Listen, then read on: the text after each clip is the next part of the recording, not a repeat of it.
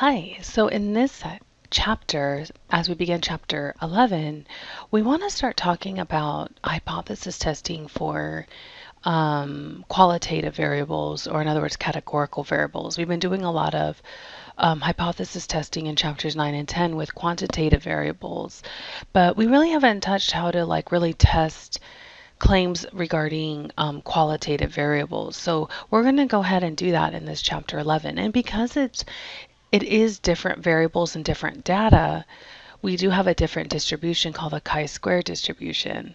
And so we're going to have to add this to our list of distributions because we started off with like a discrete distribution, binomial distribution, continuous distribution, uniform distribution, and then the last was normal distribution, and then we were able to continue. And so with the hypothesis testing using normal distribution, but with categorical variables, the distribution's a little different, and we call it the chi-square. So let's see what that's about.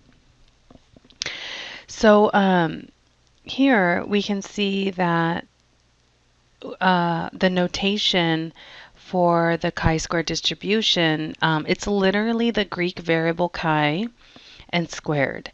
And we subscript it sometimes with the degrees of freedom. We sometimes just put chi squared. The degrees of freedom, recall, that's just the removing the last subject in your data that has no choice, right? And so the degrees of freedom will depend on the way the chi-square is being used. Okay, so there's a few facts that we need to talk about with the chi-square distribution. So chi-squared is a continuous random variable. I think that's really important to note. The shape of chi-square distribution depends on the degrees of freedom, just as with the t-distribution.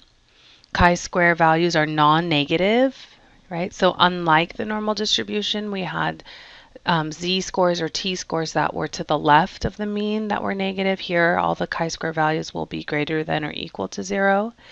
The mean of the chi-square distribution is the degrees of freedom, and the standard deviation is the square root of 2 times the degrees of freedom. And then here's the kicker. Chi-square is skewed right.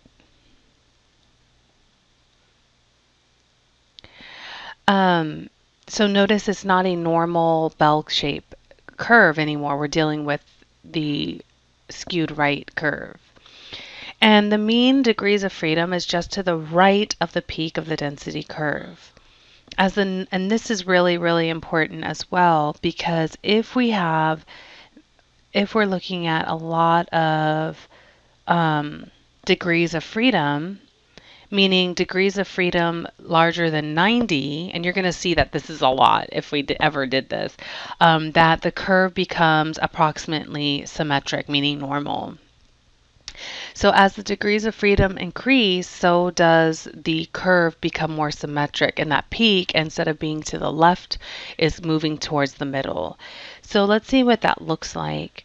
So if we go ahead and look at the curve here, this is the degrees of freedom on the x-axis. And so we could see that here, starting at 0, it just looks like exponential, right? And as degrees of freedom increase, notice from degrees of freedom from 0 to 1, you get this nice little hump.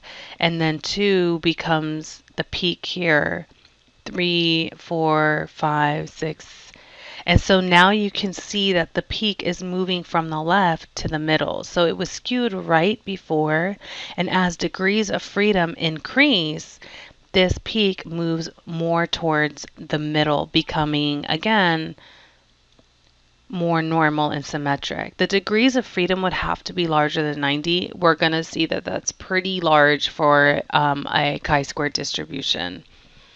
Okay, so in this chapter, again, we're going to use the calculator. We're going to utilize technology, and you can calculate the p-value by hand. I just don't recommend it. I think we should utilize our technology because, again, the problem isn't about arithmetic. It's about getting results and making meaningful conclusions.